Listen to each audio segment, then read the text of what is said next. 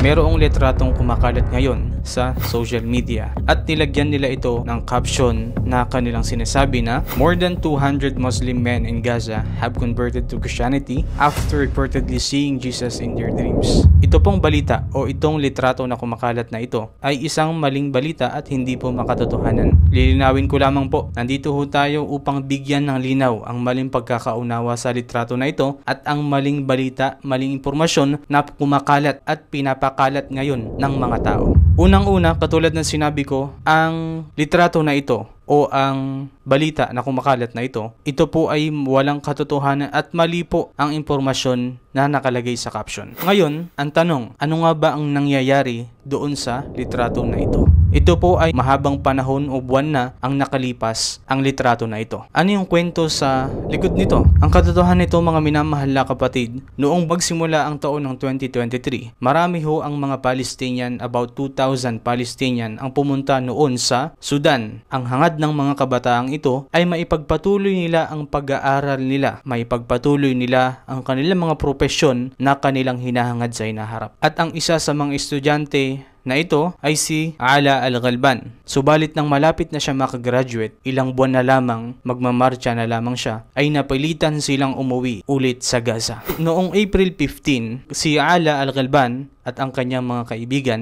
ay nakaupo lamang sa isang sulok ng kanilang apartment malapit sa kanilang paaralan sa Sudan, at nang hindi inaasahan, mayroong mga putukan ng baril at mga bomba ang kanilang narinig at sukdulan silang natakot at nalaman nila na mayroon ngang kaguluhan nangyayari doon sa Sudan na iyon at napilitan sila na umuwi sa Gaza. To make the story short, sobrang hirap ng pinagdaanan nila upang makauwi lamang sa Gaza. Ngayon, si Ala Al-Ghalban, isa siya sa mga nakabalik estudyante sa Sudan na Palestinian na napilitang bumalik sa Gaza muli. Isa siya doon. Sa katunayan po, mga minamahal na kapatid magulang, mahaba ang kwento na nakasalaysay dito. Subalit sa mas maikling pagkakaunawa, na maliho ang litratong pinapakalat ng ating mga kapatid na ito. Wala hong katunayan na mayroong nag-convert na nagganito, ganyan. Wala ho. Sobrang 0%.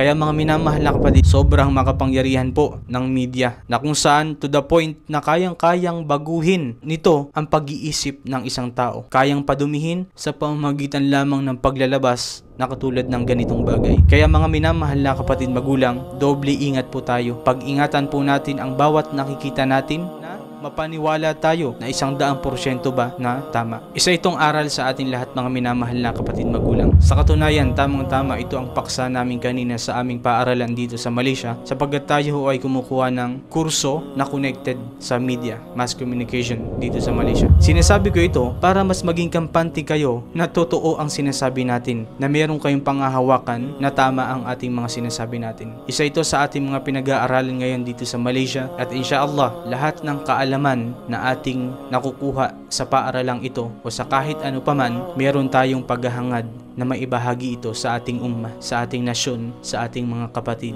na minamahal. Hanggang dito na lamang, mga minamahal na kapatid magulang, sumainyo nawa ang kapayapaan.